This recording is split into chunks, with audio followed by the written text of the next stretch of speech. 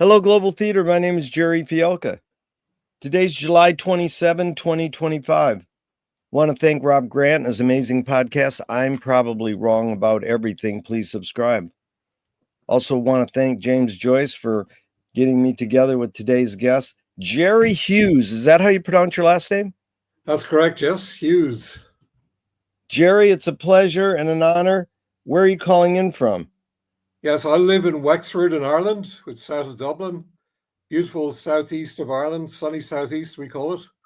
Although it's not sunny now, but generally it is very nice. I Very work good. in Dublin and Very, I commute up and down from Dublin a few days a week. yeah. Okay, the first question is, what is the best thing for a human being? Best thing for a human being. Okay, I'm a very strong family man, so having good family around you, supporting you, and getting pleasure from all your children. And now I've got 3 grandchildren, so I got another one born last week. Congratulations. That's beautiful. What's your favorite form of information? How it comes into you? Well, I'm a big lover of the internet, and as part of my website investigations for Finnegan's Wake, making Finnegan's Wake a little more easier for myself and for other people, I'm starting to experiment with AI tools. So really like some of the AI tools that are available now to help you try and understand books like Finnegan's Wake and Pynchon's Gravity's Rainbow. I've started to analyze via AI as well. Very good.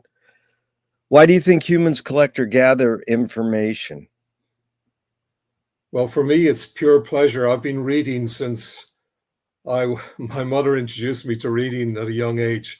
Been reading ever since.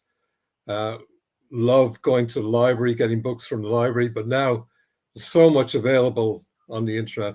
But we have a wonderful library system in Ireland. You can request a book and it will be transferred to your local library from anywhere in Ireland within 2 or 3 days. Fantastic resource. Beautiful. Why do you think, no, do you think this need or want to collect information is more innate or more invented? For me, it's innate. I've been doing it all my life. I just have this desire to be thinking, science. I'm a computer scientist by trade. Yeah, I'll be working in technology all my life. So science fiction is a key area for my life. Like exploring what's the possibilities for the future. So it's innate for me that I want to, find out about history, genetics, all these things, yeah, future. beautiful. Do thoughts create emotions? I wouldn't say I'm a very emotional person. I like to stay calm at all times, kind of stoic view of life. So I like to keep my emotions calm. I think my wife would say I'm very uh, non-emotional person. So Yeah, one thing, I'm a project manager by trade and as well as technologist. So when you're working on projects all the time, things will go wrong at certain moments. You have to stay calm. No point getting emotional, calm is in my good, opinion. dude. I like that. Yeah, Fill in I the like to blank. do meditation every morning and try and stay calm as much as possible. Oh, that's good. I'm for that. Very good, Gerry. I fill in the blank. I don't know what I think until I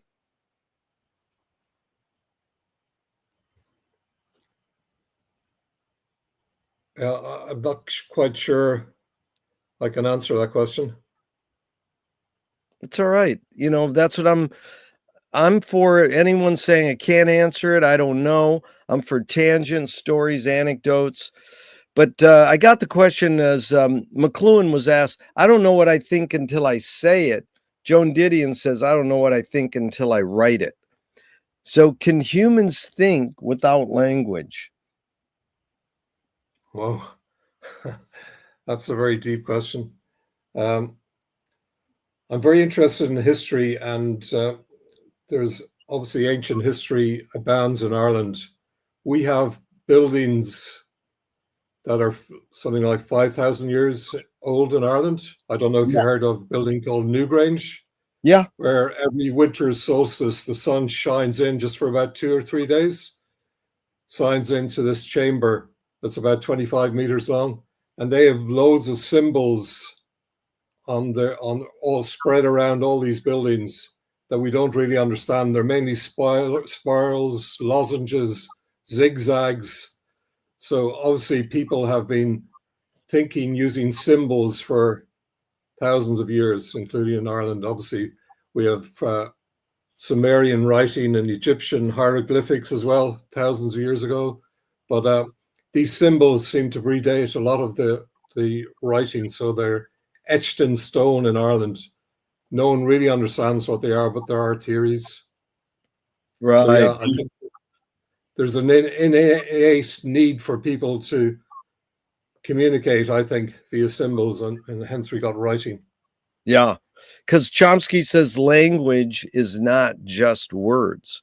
It's a culture, a tradition, a unification of community, a whole history that creates what a community is. Gerry, what do you do when language doesn't work? When language breaks down, what do you do? When language breaks down, I suppose in my career, there have been times when I've failed to communicate and there's been miscommunications, but there's always an opportunity to revisit and get things right. So, things will not go right in a project all the time. So just need to keep regrouping, communicating with people until you get the message across. Very good. Say it again. That would be my experience. Your experience, yeah. Yeah, my next question is connected. Your observations of humans in general, are we more thinking beings or more feeling beings? In my trade, which is technology, computer science, I think we're more thinking people. A Yeah. lot of thought goes into these difficult projects that I'm working on, keeping our millions of customers happy. It needs a lot of thought, needs a lot of serious thought. These are two from Alan Turing in the 50s. One is thinking a function of the soul. Yeah, I'm not so sure I believe in a soul, although I'm reading a book to my foster daughter at the moment, Philip Pullman's Dark Materials trilogy. I don't know if you know that book, but in that book, the souls are external and they're different animal shapes. A very interesting idea. They're called demons. Is that a fiction book? Oh yeah, Philip Pullman fiction book. Yeah. Yeah. Yeah. The first one is Northern Lights. That's the first of the trilogy. So it's yeah, externalizing the soul. Well, the second Turing question is, can machines think? Yes, I've been experimenting with AI now and Finnegan's Wake, trying to get AI to deliver coherent understanding from James Joyce Finnegan's Wake.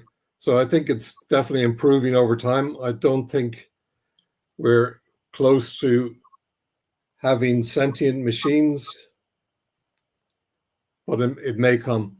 Maybe not in our lifetime, but I think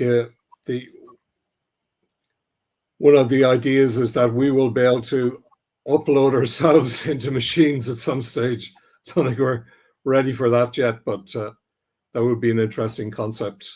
Yeah. To spread our thoughts onto something like the internet.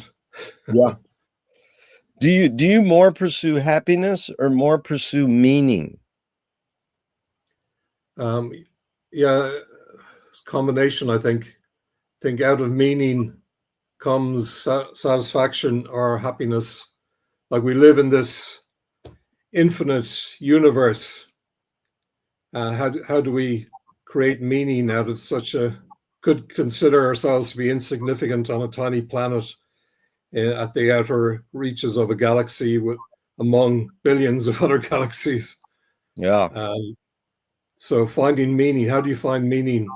And I think I learned from my late father that you find purpose or meaning in a community by helping others. That was his passion in life, to help That as is many people as possible. So that is that's where I like to find meaning. that I'd is like to do charitable works, yeah. contribute to charitable causes, and myself and my wife do a little bit of fostering as well, which is good. Really respect Contribute.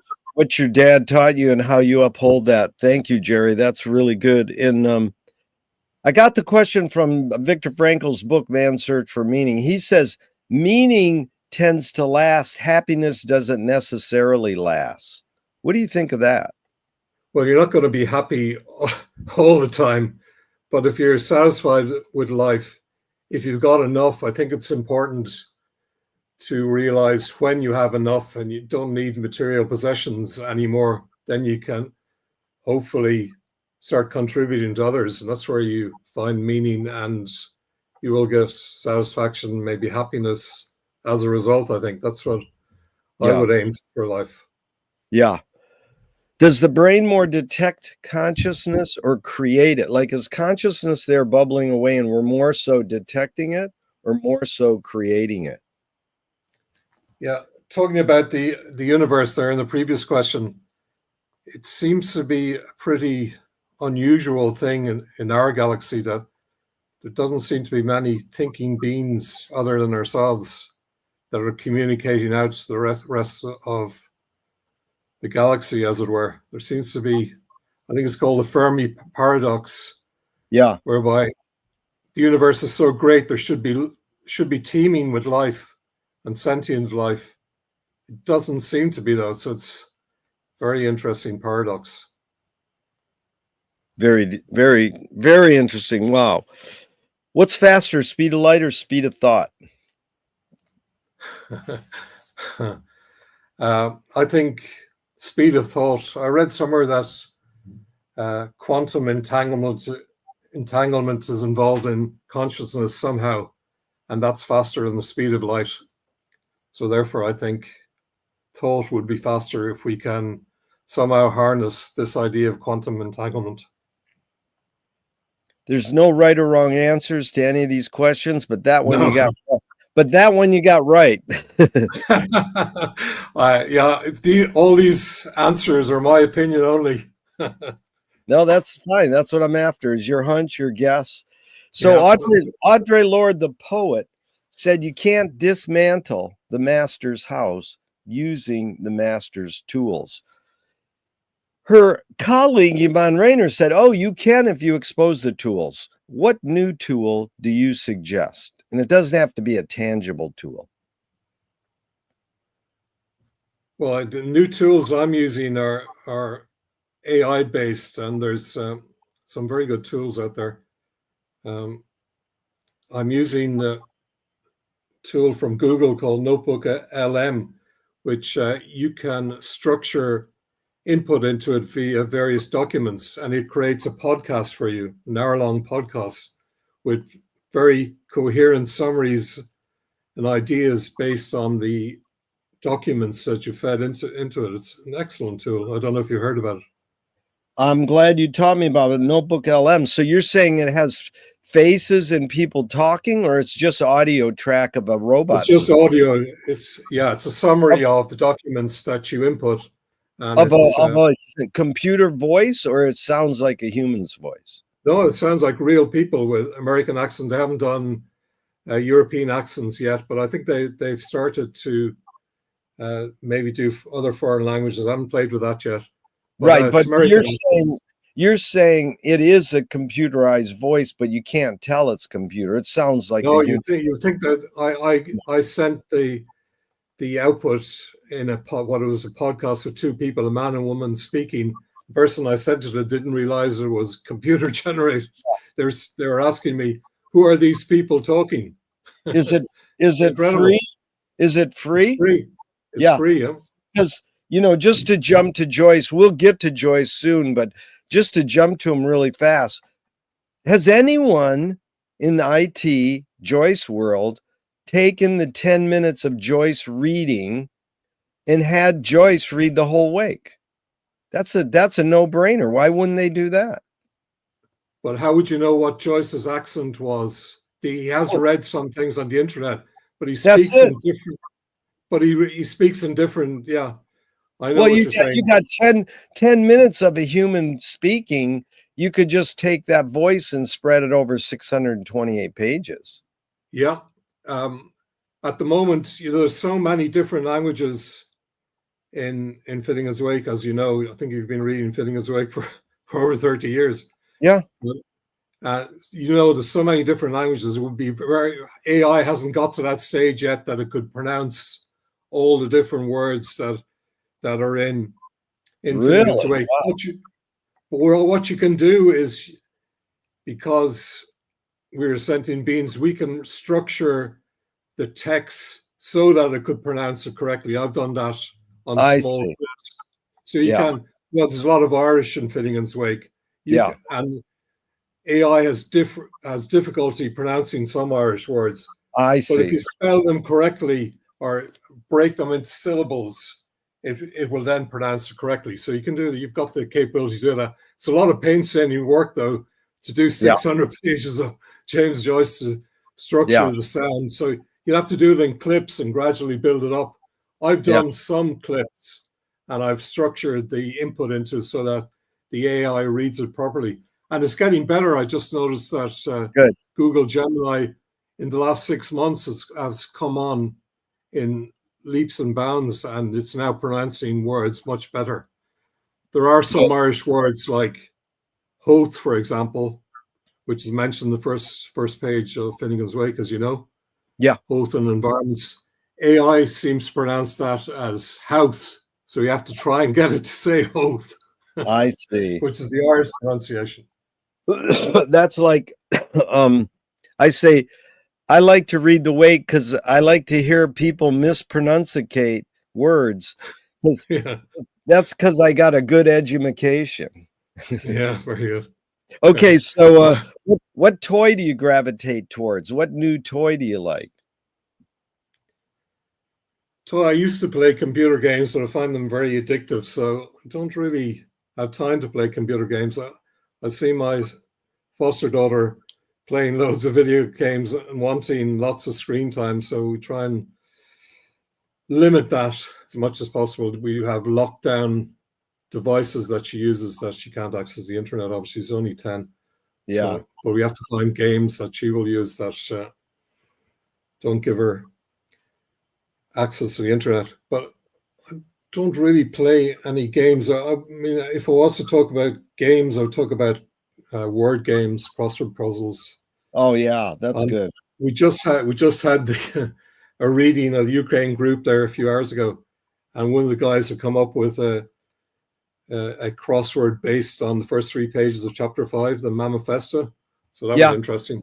He had some very good cryptic clues for the whole team. So we have a kind of drinking game with that. So when Linda, I don't know if she told you, she posts areas to investigate and to identify during the reading session. Like she will say, find an example of coincidentally a positorium during the reading. And then if you find out, everyone has a drink. So it's good fun. Oh yeah, you guys, I was amazed at your 3 rituals: drinking game and diagrams Oh and yeah, she's very good at mind maps. You know about mind maps, or the mind original maps. was created by Tony Bazan I think from the UK in the early 70s. And Linda uses them to great effect. I've got some of them posted on my website, finneganswakenotes.net. If anyone's interested in seeing Linda's mind maps, they're incredible. Oh, they're amazing, yeah. But you said she got that style from Tony Bazan? What did you Yeah, he was the originator of mind maps. Oh, I see. How do you spell his last name?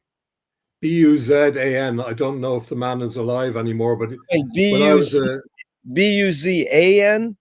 An, yeah. Okay, thank you. Yeah. When I was a kid in the early 70s, he used to have a program on the BBC talking about mind maps, and I've used them ever since, but not to the great same effect as Linda has. She's an artist, so her mind Very maps are colorful, and they're you've they're seen them. ver they're very good, they're amazing, I love them. I really appreciate those. She does a mind map for about every 3 pages Yeah, in our readings. So she sends them out after a reading within a few days. So yeah. we're on chapter 5 at the moment. And so she has, what is it, 38 mind maps for each preceding 3 pages. Great record. They're really good, they're super. So, what do you worry about when you go to bed at night? Um, I remember I used to worry a lot about mortgages and things and children, but we're effectively empty nesters now, except for our foster child. But so yeah, I don't worry anymore because I have everything I need. Our mortgage is nearly paid off. Not planning on any major purchases over the next few years. I have a house, nice garden. I'm not worried about anything at the moment. It's a good position to be in. Very good, Jerry. So, McLuhan learned from Ezra Pound, the poet, that artists, writers, IT, every painters, they're the antenna of the race. They're broadcasting and detecting the hidden psychic effects of our inventions, so we might learn how to cope with what we don't like about our inventions. So I asked you the question Marshall probed his whole career. Why do we ignore the hidden psychic effects of our inventions, even though the artists are broadcasting them to us? Well, I remember listening to and reading Arthur C. Clarke when I was in the 70s. And he was a great promoter of future events, and not sure about psychic events, but he was promoting the idea that we would have internet over satellite for decades before it happened. But I mean, why do humans in general ignore what the artists are really saying? They sort of go for the surface level. Why don't we, like, you're destined to dig deep into the meanings of Finnegan's Wake, but just in general, when people consume, and you listed all the great rock and roll that you listen to, and anything that we consume in the way of literature, art, film, people don't always go for the deeper meaning. Why don't they? Well, I'm guessing that people don't seek the deeper meaning because they're too busy. They've got pressures in life, and so that's why I think I'm in a position now to be able to look at deeper meaning. I've only been reading Finnegan's Wake in earnest now for the last year and a half since I joined these reading groups. Before then, really, I was too busy. Life was too busy. I was commuting up and down to Dublin. I had kids in school. Just life was too busy. So now I'm finding time, and I'm retiring in 6 months. So I will hopefully find lots more time to do these things and be able to concentrate on interesting things like literature more and history, volunteer in that space if I can. Like, I'm only an hour's drive from the James Joyce Museum, so I'd like to volunteer James Joyce Museum in Sandycove. Nice. Martello Tower, first chapter of Ulysses. Oh, yeah. So that's a brilliant museum. If you're ever in Ireland and your listeners, go to the Martello Tower. Fantastic. Oh, God, it's amazing. Okay, so do artists have moral obligation? Well, if we think of James Joyce, he structures his work. He had 3 principles in life, didn't he? He would not really talk about his life, or he's let the books do the speaking for him. Yeah. He wasn't very good. He didn't do very many interviews. Similar to Thomas Pynchon, I think he does no interviews. If you could get him, that'd be real. real. Yeah. Um, so James Joyce decided that he would, let his works do the talking for him, and he moved from Ireland, as you know, and lived in exile in Europe, and never really came back. He only came back to Ireland a few times. So, Are you yeah, more Yeah, go ahead. I think artists have a moral obligation to stay true to themselves, and that's what Joyce did. That's why I Yeah. love him so much. Stay true to yourself. That's beautiful. So are you more afraid of new ideas or more afraid of old ideas? I love all ideas. I'm not afraid of any Yeah. ideas. Yeah. So I like Beautiful. to explore all ideas. I mean, there's a lot to be learned from old ideas. I've done courses in philosophy, practical philosophy. We studied the greats, Plato, Aristotle. There's so much to be learned from ancient times. Marcus Aurelius, if only we could have leaders like him in modern day, Exactly. the philosopher emperor, the world would be a greater place. Totally agree there, man. Okay, can you conjure up your earliest memory ever or one of them? As I said, as a family man, I remember going on holidays I lived 30 miles from the coast, so we used to go and spend time by the beach in fairly primitive conditions. And don't know if you know what a caravan is. I don't know what you call them in the States, but they're Yeah. mobile homes. Yeah. Just stay in those for a week. And in Ireland, you can never predict the weather. So I remember we've been very bored sitting in a caravan while it was raining outside. Yeah. That was the holiday. But no, not really a bad memory. Where I'm sure the weather improved. And Yeah. that's one of my earliest memories. Well, is memory more a curse or more a blessing? Oh, it's a blessing. Yeah. Yeah. I do find that I don't remember enough from my early years. I'm not sure why that is, but I would like to remember more. If there was Yeah. some regression therapy I could go on that I could remember more, because there's a lot of love there that you mightn't remember, but I do appreciate what my parents have done for myself and my siblings, and tried to pass on those good things to my family as well. Like, one thing that they were very conscious of was giving us a good education, making sure that we all went to university. So I've done that for my kids as well. So That is good. You got ESP because that's the next question. is that all good? Oh, tell me someone within your immediate family who had an impact on you, and what specifically was that impact? Yeah, well, I'll give you two examples. One, my father has passed away now. I mentioned one thing he passed on, but another thing he passed on was a healthy work ethic. Yeah. He worked for something like 35, 40 years until he retired. And Yeah. then he started working in the community after that. Yeah. So I've been working now for over 30, 40 years. So he passed that on to me as well, so I could support my own kids. And I'm Yeah. sure my kids will pass that on as well. Actually, Yeah. one anecdote about Ireland is it's one of the most educated countries in the world. I think something like Is it really? Wow. 52% of people in Ireland have university education. I think that's one of the highest in the world. That is good to know. So you So were gonna mention the other one. Is that your mom?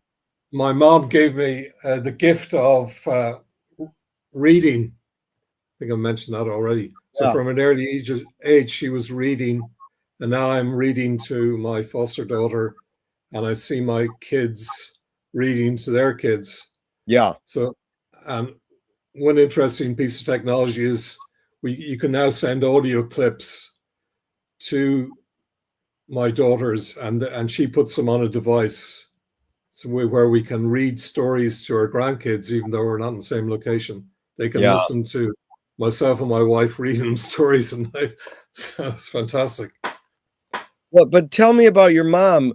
Did she basically raise you and was a mother, or did she have another career? Uh, Later in life, she had a career. She created a community play group for young children, and she worked in that for about 20 or 30 years, and I can't remember exactly, but it was, it was basically a free service for the local people in local town where she lived, and she would educate kids from about 2 or 3 years old until they were ready for primary school. Yeah, So again, another fantastic work ethic.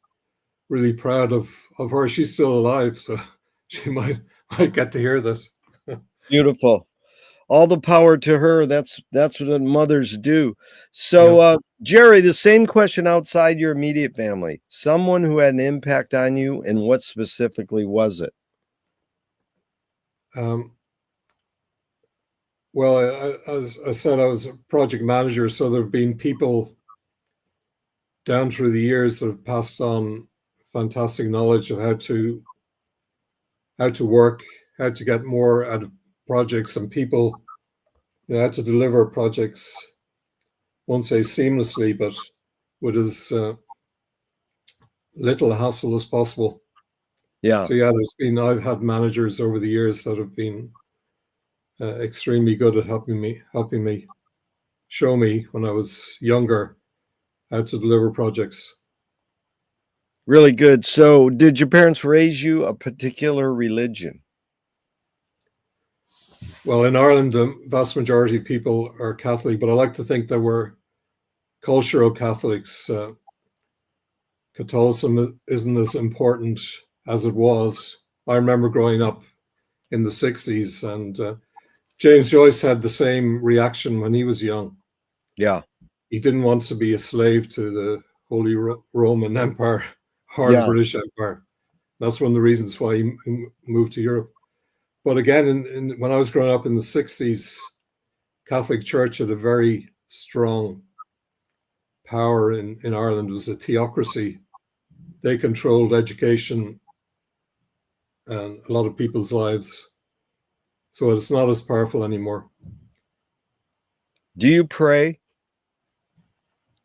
Well, I do meditation. I don't know if you regard that as prayer, but so I suppose I don't really pray to a higher being. I don't recognize any higher being. Suppose I'm an atheist, really. But if God does exist, what would you like God to say to you after you die?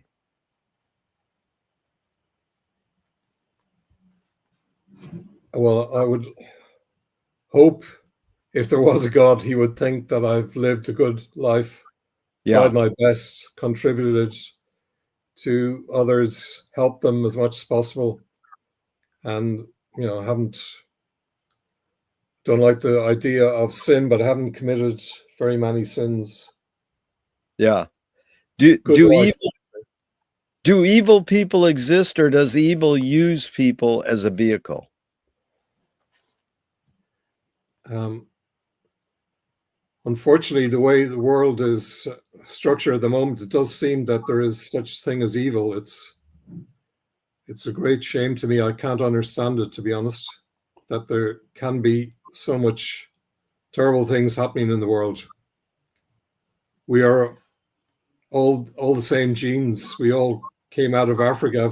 I'm very interested in genealogy and Y-DNA and mitochondrial DNA, where you can trace your lineage back thousands of years on the father's paternal side and on the maternal side. And you can really trace it back, as I say, thousands of years. So we are all of the same species. There were other species of hominids like Neanderthals and Denisovans and various other, but they're all extinct now. So we are one species, and yet we can't get on with each other. So if you want to call that evil, I think there's terrible things happening in the world And I mentioned two examples. What's happening in Palestine and in Ukraine is terrible. With my Yeah. friends in Ukraine, I like to support those guys a little bit and contribute to charitable areas to help the injured in the Ukraine war. And obviously, myself and my wife donate to various charities as well to send aid to the poor Palestinian people. It's a great love of Palestine and Ireland. I think there's been some criticism that Ireland has gone too far to support Palestinians, but I think we haven't gone far enough. We need to support them more. Yeah, there's great evil, but there's great kindness too, and you're proof of it. So Nassim Taleb said, games were created to give non-heroes the illusion of winning. In real life, we don't know who wins or loses, but we can tell who a hero is. Gregory Bateson says when the criminal gets caught, does he go, whoa, my criminal skills weren't up to snuff that day? Or does he go, oh, I did something morally and socially wrong? So the basic line is, what do we do about this? Accountability. Does punishment work? Punishment doesn't seem to work. Having more prisoners in prison does not seem to contribute to the common good. So it's not the answer. You obviously need small amount of incarcerations. Yeah. But not to a huge extent. I would be a very lenient prison warden, I think. And education would be the key thing for me. If you can get people when they offend and educate them, tell them where they've gone wrong. Yeah, that would seem to be the way. Yeah, have them have Finnegan's Wake reading clubs in prisons, in theater. Like exactly, I know people do Shakespeare in prisons. Really good. Oh, wow. So James Joyce was the first projectionist in Dublin at Volta Cinema. He basically checked out. He said, this is stupid. Why should I go inside a building and see a movie of a tree when I can go outside and see a real tree? Years later, William Faulkner said, sometimes the best fiction is more true than journalism. Why do we have to recreate things in order to get them? Why do we have to go to a theatrical play of people acting out life? Why don't we just live life? Well, I'm a great lover of the theater. So that is art is demonstrating real art. So it makes you think. So anything that makes you think is good. So I love going to the theater to consume new ideas. Yeah. Yeah. Maybe a lot of the movies that are made are not art, and they're pandering to the lowest needs of people. So maybe that's so. There's some movies that are really excellent, but I don't go to the movies that often. Yeah, you're not missing much. So, Gerry, I'm curious your tipping point to be, go into computer science and then go into the deep dive into Joyce. So those tipping points, what did you study in high school and college? And where did you go? Oh, that's what I want to pursue for my calling, computer science. Yeah, well, I started off with a love of electronics. I was always tinkering with, radios and machines. Used to have an old valve radio years ago. Do you remember those in the 60s? Oh, yeah. So in the local city, to me, there was a shop that if you're looking for a specific type of valve for the old radios, when the lights went out on a particular valve, you would go to the nearest. There was only one shop in the area for about 50 miles away, and you'd go into a shop that had long columns of all the different types of valves that you'd have, and you'd say, I want a XYZ 123 for a Philips receiver, and the guy would climb up a ladder, get the particular valve that you needed. Yeah. You'd buy it for, I don't know how much it was, but it wasn't for £1 or something. And then you go back, stick it in the radio, and everything worked again. It was fantastic. Beautiful. Love it. I really got a buzz out of that. So I moved into, you know, building small pieces of electronic equipment. And then I went to a college after my secondary school. We call it the Leaving Cert in Ireland. I went Yeah. to a technology college and learned electronics. And one part that was particularly interesting was microprocessors were coming in now. I don't know if you know about microprocessors. Yeah. There was 6800, Motorola 6800 in the Yeah. early 80s. We learned how to program that. And there was an Intel 8085, I remember, as well. And we were programming in machine code. And eventually we went on to higher languages like Pascal and Fortran, real-time languages. So that's where I got the bug. I Yeah. was a programmer for years in big companies like famous Canadian company Nortel, was called Northern Telecom. Don't know if you Yeah. remember them. Yep. Unfortunately, they went bankrupt, but that was after I left. Can't be held responsible. So, and I So worked loads of various different technology, and even in the national broadcaster in Ireland, I worked as technician programmer. nice. So I just was for the love of projects that Yeah. I just continued working. For example, I was programming systems in the 80s that would send messages to people. It was a precursor of SMS texts Yeah. using the FM network. I still think it's used. I don't know if it's used in the US where you have program content on announcements on the FM channel, so you can tell what music is playing. Do you have that in US I don't know on about your? this system. Yeah. We might have it, It's but called RDS, radio data system. It's just a small sub channel on top of the music content on the FM, and identifies what the program is and what music is playing. So I remember having great love of programming that for yeah. all the radio listeners, FM radio listeners in Ireland. Well, then, Jerry, what's your history with Joyce? Did you read Joyce in high school and college because your teachers were requiring it, or did you read it on your own? And then did you start with the Wake, or what's your history with Joyce? Yeah. Because I lived in a Catholic country, Joyce was not very popular. Yeah. So it was not taught in school. So it wasn't forbidden, though, when I was growing up. I think might have been hard to get Ulysses in the 60s, but I wasn't ready to read Ulysses until I was about 30. But initially I read, I was on a summer work experience in London, and someone gave me Portrait of the Artist as a young man when I was about 19.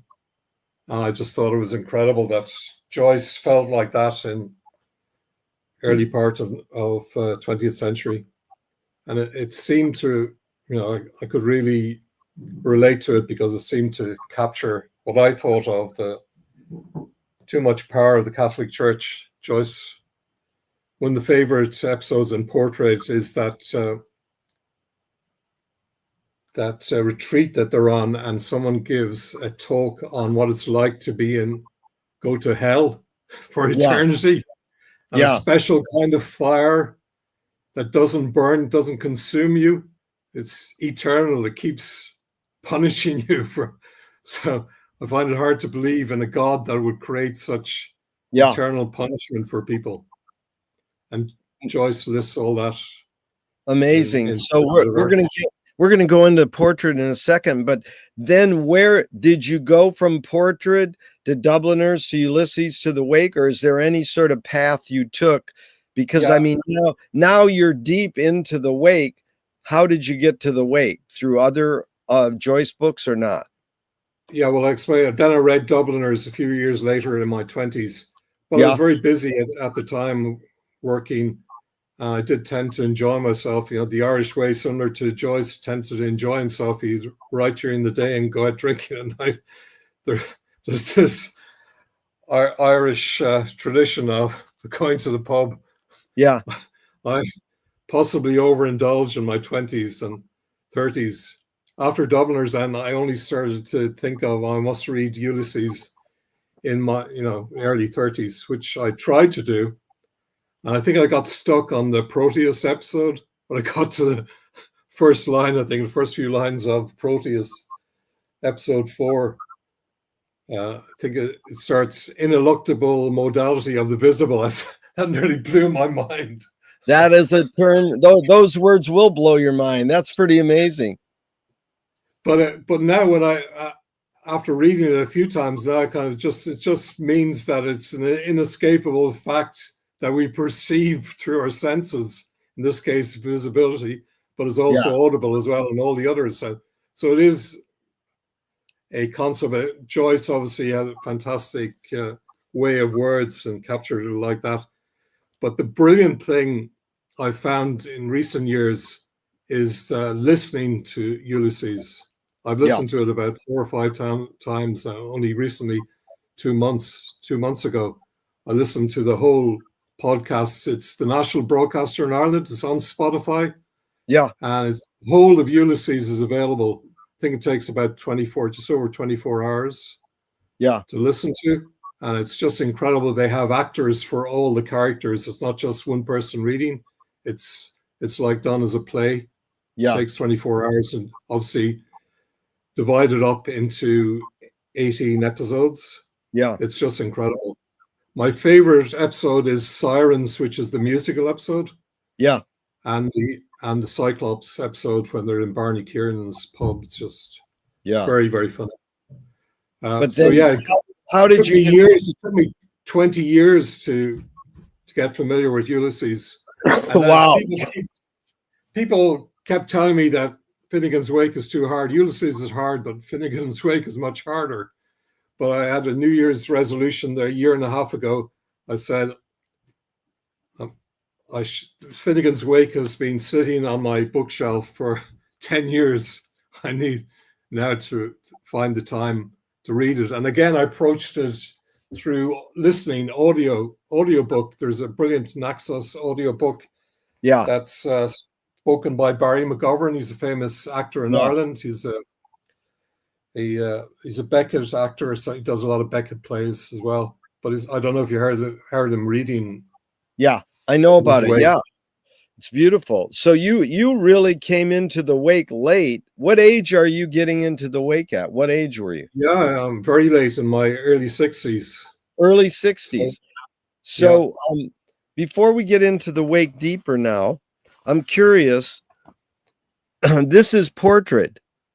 I will try to express myself in some mode of life or art as freely as I can and as wholly as I can, using for my defense the only arms I allow myself to use: silence, exile, and cunning. So, Gerry, before we get into those 3 words, I'm curious your thoughts.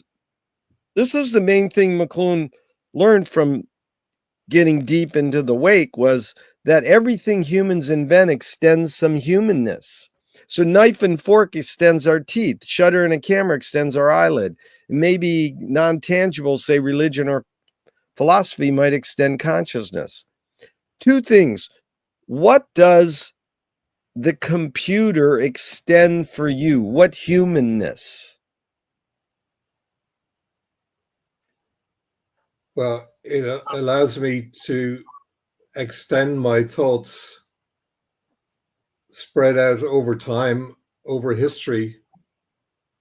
Internet, when I first discovered the World Wide Web, I just couldn't believe it. It was just like an amazing revelation to me. I knew it was a big thing as soon as I saw it in the whatever it was in the 90s. So I knew that was a beginning for me to be able to, extend my learning through this wonderful hypertext language and tools. And ever since, I've been extending my knowledge. Now using it for Finnegan's Wake as well. So the tools available now are much more powerful than they have been. So really am taking advantage of what's available. And now those 3 words: silence, exile, and cunning. Just your take on what is Joyce saying there. I use for my defense the only arms I allow myself to use: silence, exile, and cunning. What do you Yeah, think? I think we mentioned already, he lets his books speak for themselves. But Yeah, he had to leave Ireland because he didn't want to be a slave, as I said before, to the Catholic Church and the British Empire. He needed to move to a more cosmopolitan country. Ireland was monoculture, and at the time, early 1900s, was controlled by the British and the Catholic Church. So Joyce predicted that even though Ireland got independence from Britain in the early 1920s, the Catholic Church continued on with the control. They were the powerhouse for the next 50 or 60 years. yeah, So Joyce so he had to go, he had to exile himself. And I think there's a section in episode 1 of Ulysses where they talk about Hellenizing Ireland. I yeah, think that is Buck Mulligan says, let's Hellenize Ireland to Stephen Dedalus. I think that's happened now. We've joined the European Union. Ireland has become Hellenized, we've become prosperous. It took 50 years after leaving the British Empire, but now yeah, we're prosperous by good actions from the Irish government, getting loads of technology companies into Ireland. For example, we've got a new projects being talked about. The government are going to spend 200 billion in the next 10 years. There's a plan to spend it on infrastructure like transport, water, housing. Housing is a big problem now because Ireland has been successful, as Joyce kind of predicted. When it's now Hellenized, as I said, we now have loads of people wanting to come to Ireland. So there's a big pressure on housing, even though there's only 5 million people in Ireland. There lots of new people come in, which I applaud. I love the idea of new people coming to Ireland with new ideas, bringing new ideas into the country. So I think it's fantastic. But unfortunately, it causes pressure on the infrastructure. But hopefully, over time, we can solve that as well. So this idea of Joyce wanting to live in a more cosmopolitan country, I think he'd really like it now if he was able to come back and see Ireland. I think he would be happy that Ireland has improved so much, coming from extreme poverty when Joyce was living in Ireland to now being a prosperous country. It's fantastic. Gerry, suss out that word Hellenized. What's another word to describe that word? I would think it to become cosmopolitan, to have Yeah, multiple influence. Like Joyce went to Trieste in Italy, central part. It was part of the Austro-Hungarian Empire at the time. yeah.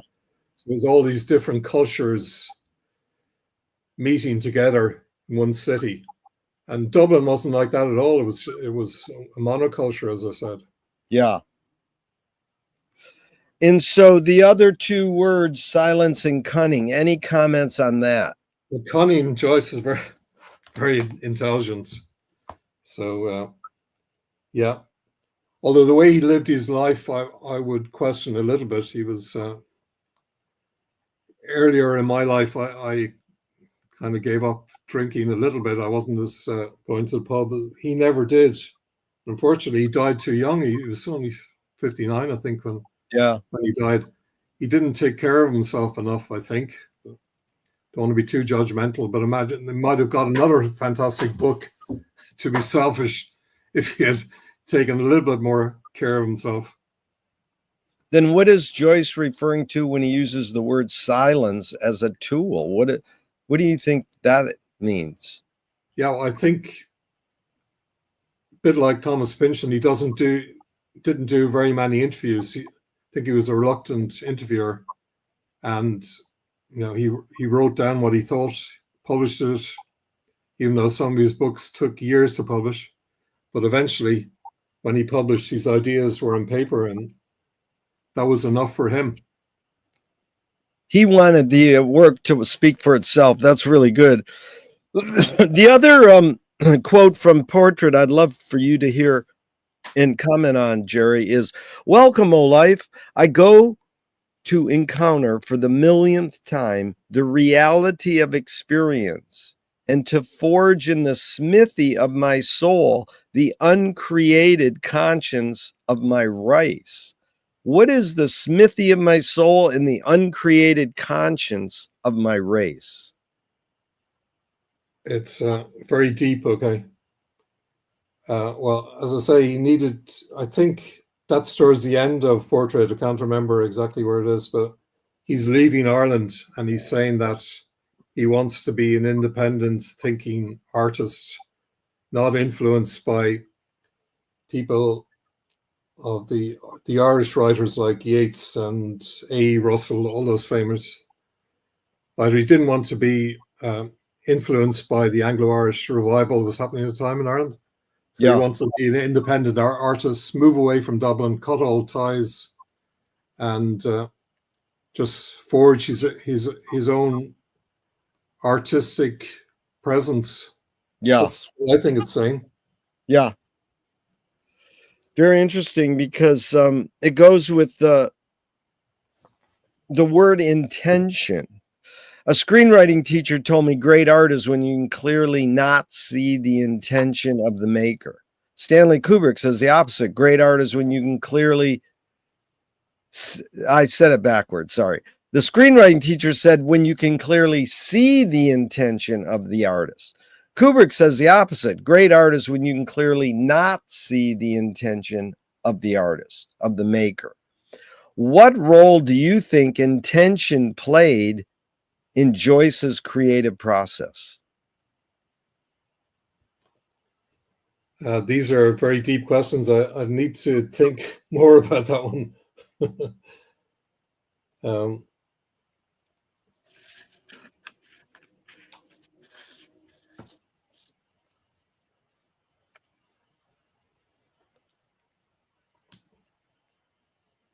I mean, I can't really answer that without thinking about it. Sorry. That's all right, Gerry, no problem. And the other one is Duchamp saying there's no art without an audience. How much do you think Joyce was thinking of his reader when he was writing his books? Yeah, I don't think Joyce was thinking of his reader. I think he was thinking about himself. And I can relate to that as well because I'm Yeah, working on my website just for me. I'm not really yeah, thinking if it's useful for other people. I think it's great. yeah, But Joyce was doing it for himself. I think he was a real synthesizer. He wanted to gather as much knowledge and information and put it into his books. yeah. This is interesting too because couple artists, filmmakers I enjoy, their mantra is ignore yourself. There's no self-expression. In fact, the great jazz pianist Cecil Taylor says, I'm just a vehicle and this stuff just comes through me. Is art making, book writing, more self-expression or more the author's a vehicle for whatever technologies, cultures, and environments are dominant? Yeah, I'm not really an artist. I see myself as a technologist, but I would love to be able to generate art, but I don't have any skills in that area, I'm afraid. But But maybe I'm with saying, I mean, your observations of Joyce, though, do you think he was more a vehicle of his environment, a muse, or he was more self-expression? yeah, I'd say with self-expression, he was trying to please himself, not too worried about his audience. In fact, in Finnegan's Wake, probably seems to have deliberately tried to confound his audience, Yeah, where he said, there will be professors talking about my books for centuries. yeah. And it's true. There's very few reading clubs that just use one book over and over. But Gerry, do you think art making, book writing, music making can be egoless? Uh, I think so, although there are obviously very big egos in the music business. I think you know more about it than I do.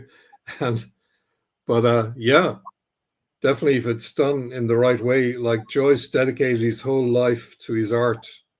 He didn't really care about what was else was happening in the world. He just stuck to his vision and his art. Yeah, So that's what's impressive. it's very good. What do you think the motive of the cave artist were? Yeah, just getting back to the idea of symbols, capturing a record of whatever was important to the people. I presume you're talking about is it Lascaux art where they have Yeah. bison and Yeah. they seem to create handprints by Handprint. blowing paint. Yeah. Yeah. So obviously that was important to them, sort of trying to leave a record maybe for future generations to tell them where, I don't know, where the good game was to hunt, things Yeah. like that. I presume there was some message in the cave painting, as there was in these symbols I was talking about in Newgrange. We've lost the idea of what it means, but they obviously were trying to communicate something in stone. What's more important, conviction or compromise? As a project manager, I would say compromise for my work, at least. Yeah. So working with people, you're going to have to compromise. You're not going to get it all your own way. Yeah. And in your accomplishments in your life, how do you rate these three elements, luck, skill, and ambition? What played the biggest role, second and third? Well, it's interesting that I was very lucky to get some interesting jobs all throughout my life. Most of the time, there was a few times when I was thinking I'd never get another role, but just for a few months. But yeah, I've been very lucky. I think there's a lot of luck involved, although I was applying myself, learning a skill from early years. So obviously the skill comes into it as well, but you have to be in the right place at the right time sometimes as well. But yeah, getting yourself out there and looking for opportunities always. Although I am retiring in a few months, I won't have to do it as much as I used to. But I'd Yeah. still like to continue looking for interesting opportunities, maybe in a different area. Well, I think you're helping people, and especially your deep dive into the wake and the website's really important. We appreciate that. Yeah, and Gary Player, the golfer, said the more you practice, the luckier you get. Yeah, that's true. Is perception reality?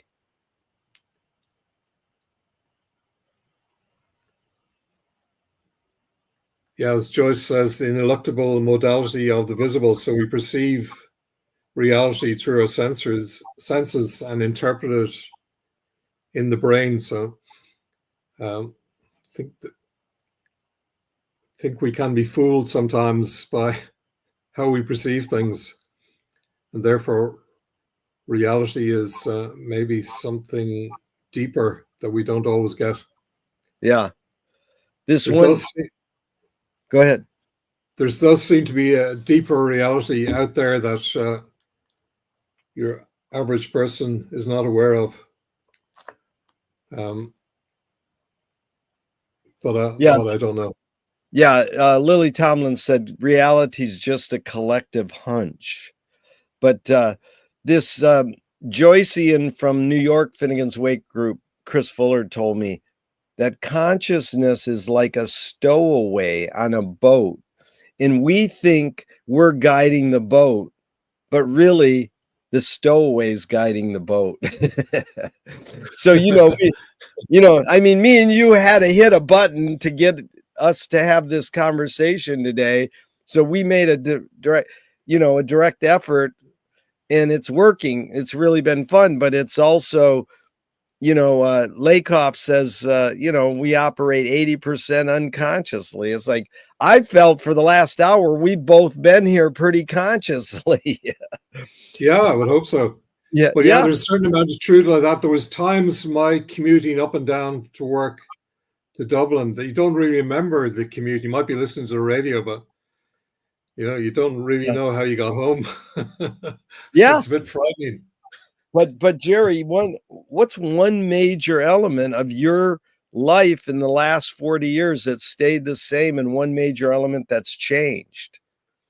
Since you went to go, deep into computer science and into Joyce, what's one major thing that stayed the same, one major thing that's changed?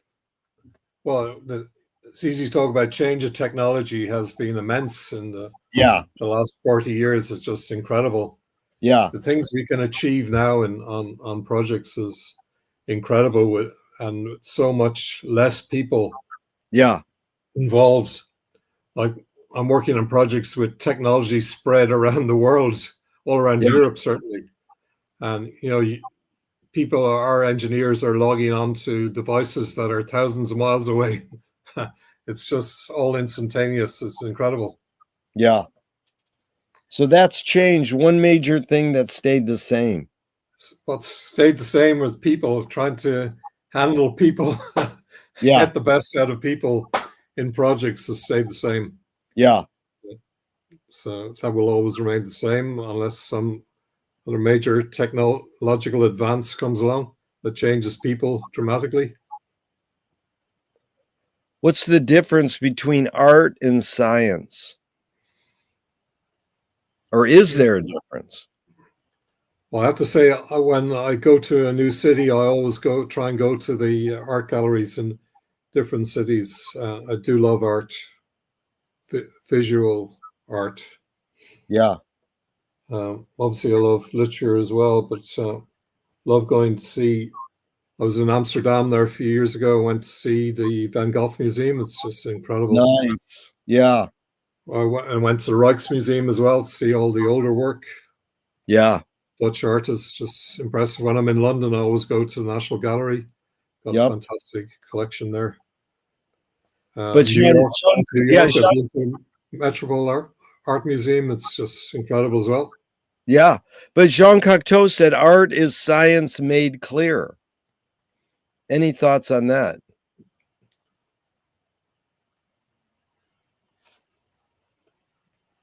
Yeah, I suppose there is a scientific part to generation of art, but since I'm not an artist, I don't really feel qualified to answer that. But there is some science involved in art, but it seems to be something deeper that projects the artist's view of the world. It's something that's alien to me that I can't really explain. Yeah. The other one you touched on was Chomsky said we learn more about ourselves from literature than from science. Well, I definitely think that's true of reading James Joyce. It's like the World Wide Web for the mind. As I said, he's a great synthesizer. He's trying to get in as much as he possibly could. I think Samuel Beckett had a good quote, said Joyce is trying to put as much as he could into his books, and I'm trying to take as Much much out. out as possible. Yeah. So that's No, why I don't really like Samuel Beckett. Have you ever gone to some of his plays, Waiting for Godot? They're very yeah. minimalist. Yeah. No, they're great. It's great that they work together too. Yeah. There's a line, Jerry, that goes, "You create what you resist." The comedian Bob Goldthwait morphed it into "You are what you hate."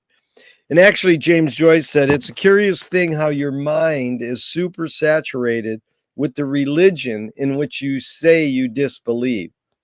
Louis Buñuel said, "Thank God I'm an atheist." So, any thoughts on this line?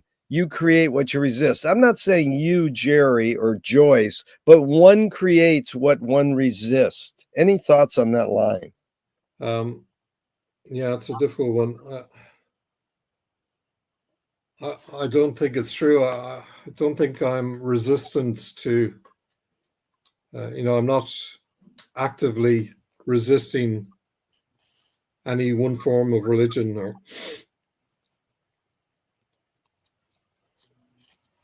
so. Yeah, Right. again, But I mean, your observations of Joyce, like, is he kind of you create what you resist, or is it something else? No, I think he set off on a totally different path, as you said, to become an independent artist. I know he went into exile to escape from the conditions in Ireland at the time, but he, created his new environment, his new art that allowed him to be productive again. Yeah. So these are 5 quick Alan Watts questions off the top of your head in just a couple words. 1, who started it all? So we just had a slight break up there. What can you repeat that question, sir? The question is, who started it all? Is that like the Billy Joel song? We didn't start the fire. That's funny. It could have been, who started the first fire? But it's these are just, Alan Watts was a Englishman who sort of brought Eastern philosophy to the West, and they're just sort of general off the top of your head. Yeah. Yeah. So who started it all? Who started civilization? I guess I would read that to mean. Yeah. So there's a lot of history that says that the Sumerians invented writing and therefore started civilization, but it may have gone further back. I think Plato said that there was civilization that was destroyed. There was recent news saying that Atlantis has been found outside the Pillars of Hercules, as Plato predicted, just off the city of Cadiz in Spain. So I don't know if there was a deeper civilization. There's a guy, I think, called Graham Hancock that says civilization stretches way further back than Sumerian. Yeah. And in fact, they found some temples in Turkey, Göbekli Tepe, I think it's called, that's at least 10,000 years old, much older than Sumerians. And they have got fantastic structures that would indicate that there was a civilization that existed way before the Sumerians, which pushes back civilization, back to the way about the end of the last ice age. That's amazing, Gerry, because Patti Smith says that Finnegan's Wake is a Sumerian text. So the second Alan Watts question is, are we going to make it? Yeah, that's a difficult one. I always have hope that somehow we will survive these traumatic times and that man will wake up to the fact that wars do not work, even though there's been wars for thousands of years. I'm hopeful that we can find a way where we don't have to kill each other. Yeah, we don't need military to resolve conflict. That's I think Finnegan's Wake is a manifesto for peace. And I wrote a whole essay, Can Art Stop War, about that. We're more hardwired to be cooperating than it is to fight. So yeah, I don't know why we continue to fight. It's just stupid. Yeah, it's stupid. The third Alan Watts is, where do we put it? Where do we put what? Yeah. Everything is in Joyce. Yeah, where do we put it? History. It is. It's like I say, when people say, what's Finnegan's Wake about? It's about everything that ever happened and ever will happen. Yeah. It's all times are happening now. Okay, the fourth Alan Watts question is who's cleaning it up?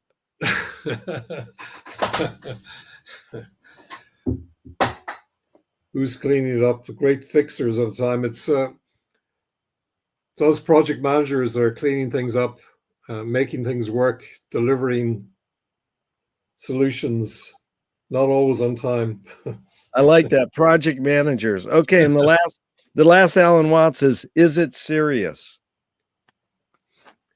No, it's one thing we learn when we're being taught about foster caring is that we should address the foster children in a playful manner, and try and have fun as much as possible. Obviously, be accepting, be curious, be empathetic, show compassion, all those good things.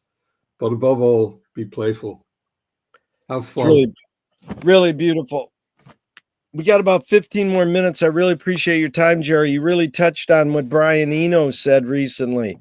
Play is how children learn, art is how adults play. So, Oh yeah. being playful is important. Like if you were walking down the street today and you met yourself as a 12-year-old, what would you say to your 12-year-old self? Wow. Well, one of the things I'd say, don't worry as much. Continue what you're doing. Find a passion, something you're passionate about. Yeah. Continue to do it, and do not worry as much. I was a bit of a worrier in my earlier years, but I've learned to not worry at all now. But obviously, worried about things that are happening in the world, and worried about health, that my kids continue to be healthy. And if you have your health and you have reasonable resources at your disposal, then we can get back to the happiness conversation again that you talked about earlier. Exactly.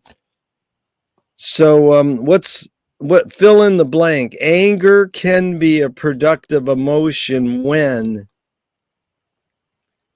No, I would have to disagree with that. I don't think anger really works, especially in my line of business, when you're trying to get people to cooperate and yeah, compromise. If you're angry all the time, it's not going to work.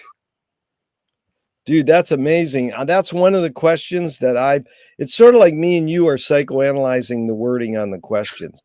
So for years, I asked, is anger a productive emotion? Can anger be a productive emotion? And people would go yes or no. And my friend advised me and says, no, you should say anger can be a productive emotion when fill in the blank. So that makes him detail it. So you actually went back and realized effects precede causes, that no, anger can't be a productive emotion. So I really appreciate you saying that. I rarely get that, but once in a while I do. What's the most significant difference between men and women, physical aside? Well, I've been married for 35 years, so I can speak to my relationship with my good wife, Yeah. my bringer of plural abilities, as we read today. Yeah. So even though I'm working as a project manager in my work life, my wife, and I don't know if that's typical, but I kind of get the impression that it is, that she is organizing all the familial relationships, and getting everything running smoothly across all the different relationships in the family, organizing trips, organizing events. Yeah. So I wouldn't have the patience to do that. So I don't know if this is a male or a female thing, but certainly it seems to be something that women want to do, is to organize families and Yeah. create nice experiences for everyone. They're nurturing us. Nurturing, yeah, yeah. It's so important. And the word patience is great, Gerry, because my mom used to say, God give me patience and give it to me now. Yeah. Very good.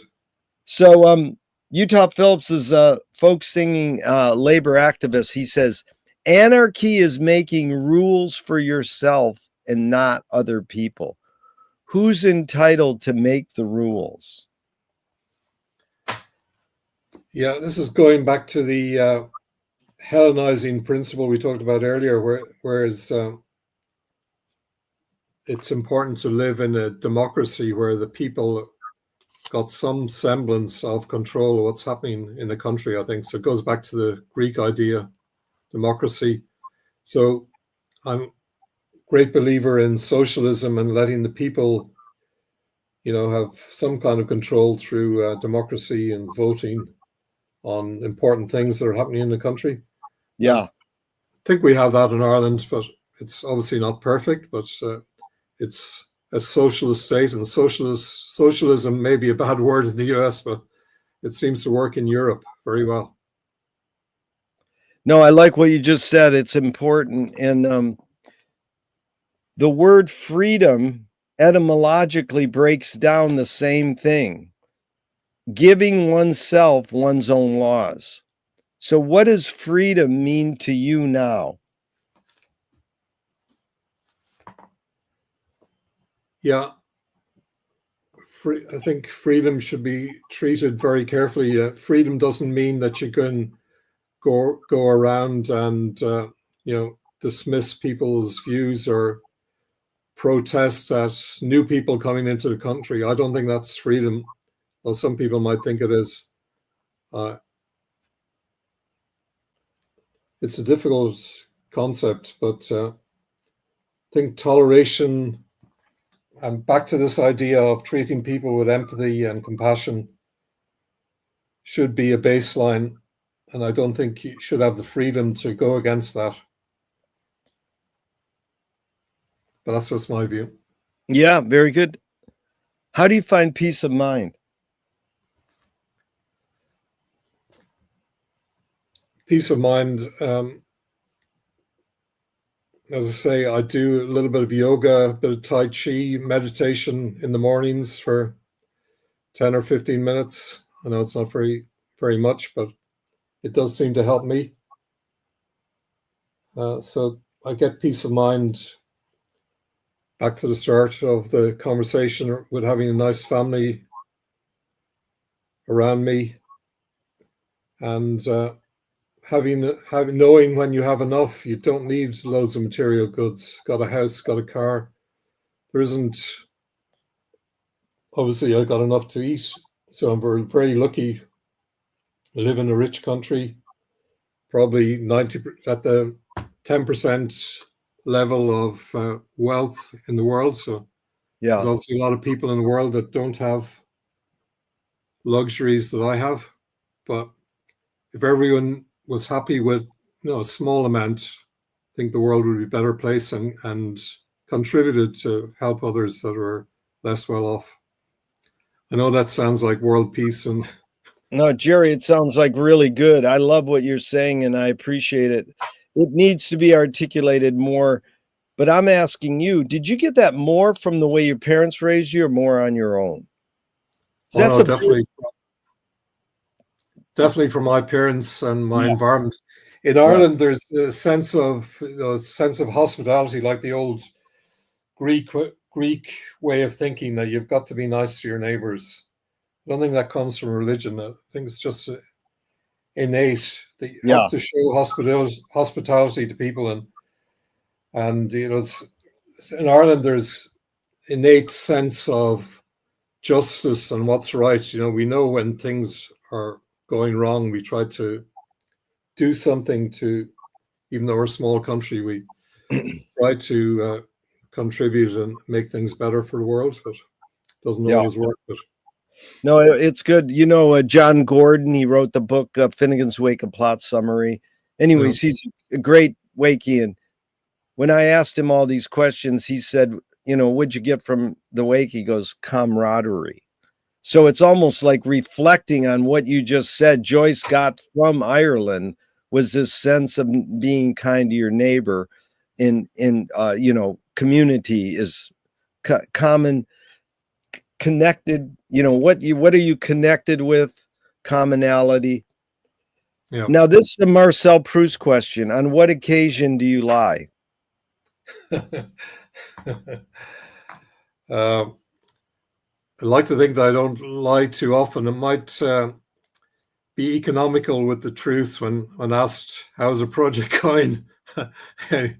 You have to look at the positives and maybe not reflect on the negatives so much. So Yeah. economical with the truth is probably more my style. That's called creative accounting. You know, you can either call it cheating on your taxes or creative accounting. Yeah. Well, I Okay. wouldn't like to admit to doing that. Yeah. Well, this is a an experimental filmmaker said narrative is born among the animal necessities of the spirit because we're waiting to die. This whole sense of why do we tell stories? So my question is, can you forget to die?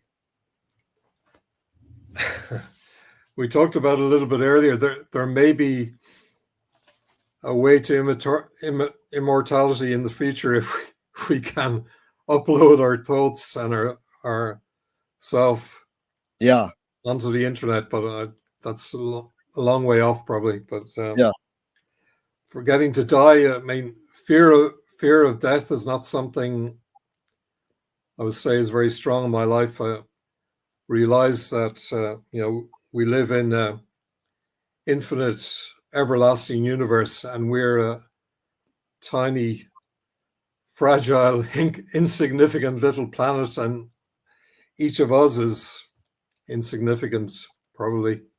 But don't don't fear death.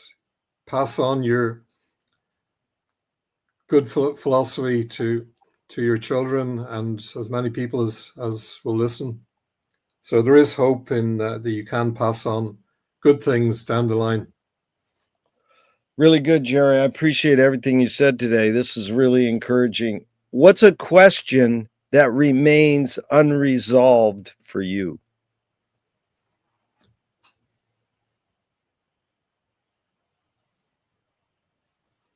Well, I don't think I will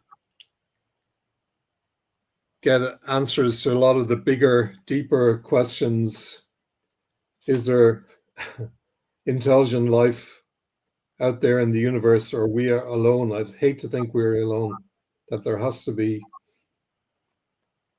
some other intelligence out there, but that may be a long time before we find them because the universe is such a big place.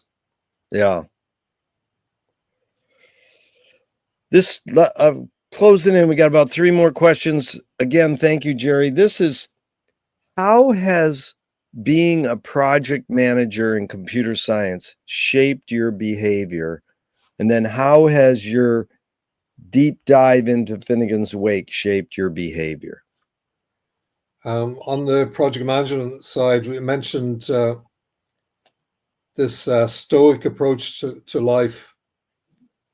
That certainly made me think that you don't really have power over external events happening, and things will go wrong on projects.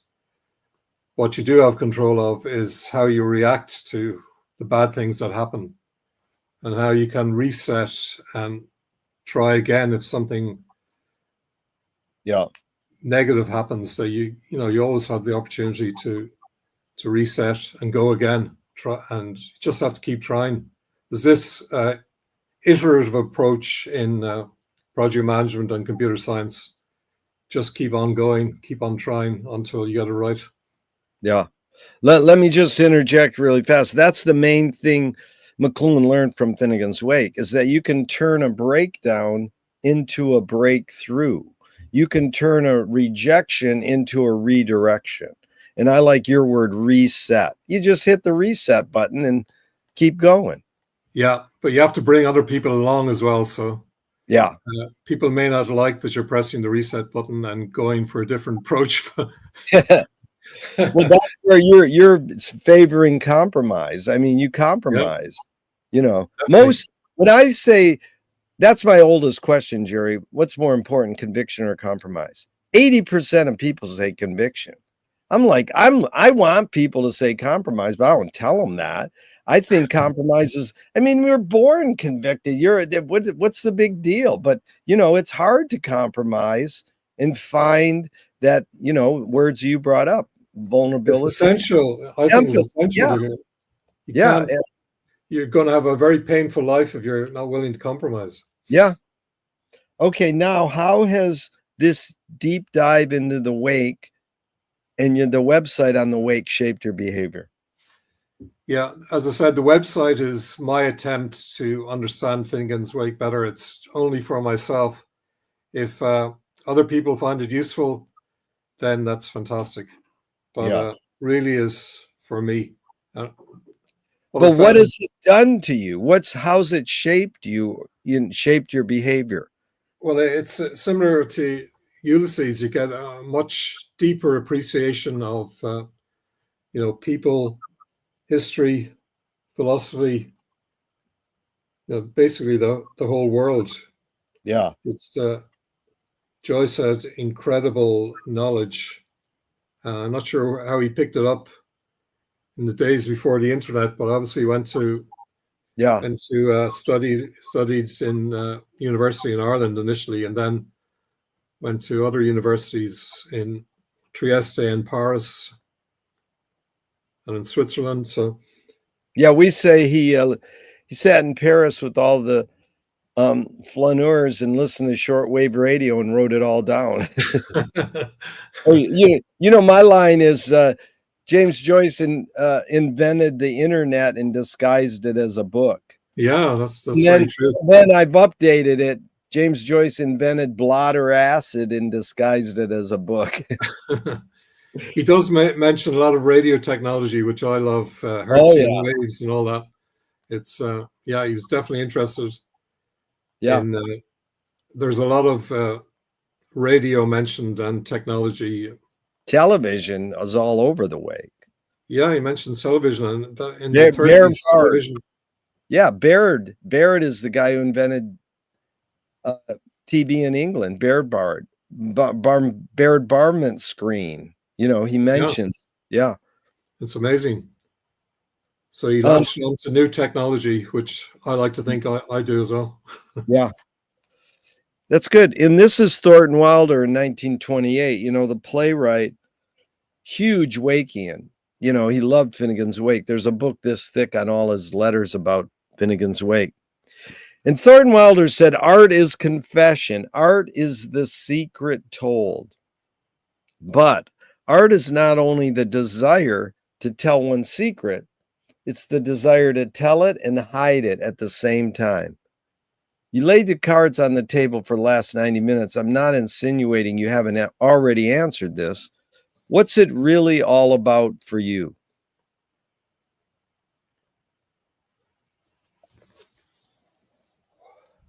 Well, if I was to pass on way of thinking to my children, to my family, then that would make me happy. That way of thinking that would be useful to them going into the future, and to their children as well. Since I'm very interested in this idea of family trees and tracing cousins and relations all over the world, because as you know, the Irish have traveled all over the world, and there's a lot of people that I've connected to, especially in the United States, that have Irish roots, but they don't even know where they came from.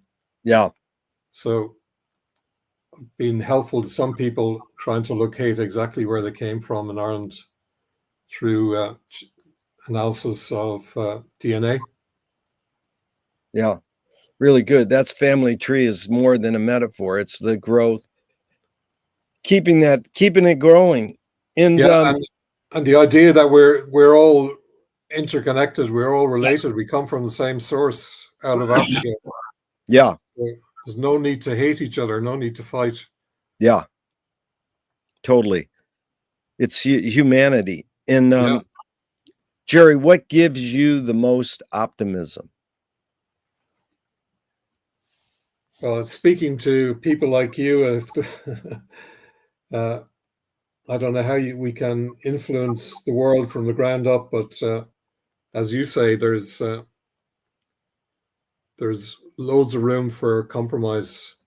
No need to kill each other. So I'm hopeful that Yeah, that will rise to the top, and that the United Nations will become somehow more powerful and be able to influence the world the way they want to, in yeah, a more positive way. They seem to be stymied at the moment. yeah. Yeah, people realize the commonality in humanity, and we can survive. You have a good sense of hope and kindness, and you've really brought it out. You know, the first question, Gerry, was what's the best thing for a human being? Wilhelm Reich said the best thing for a human being is another human being. Yeah. And in the last question, what gives you the most optimism? That's what they asked Groucho Marx at the end of his life. And he said, other people. So Really? Oh, it's sure been fun spending this time with another person, especially because it was you. Thank you so much, Gerry. This has really been a delight. Thank you so much yourself. It's been fantastic. Yeah. And even though I'm going to hit the end broadcast button, I hope this never ends, sort of in that sense of what Frank Zappa got from James Joyce. All times are happening now, all at onceness. That, even though I'm going to hit the end broadcast button, I hope this never ends and we can keep talking forever and ever. Very good. The power of now, Erkat Tolle. That's it. Nowness. All right. Thanks, Gerry. Thank you very much. Okay. Goodbye.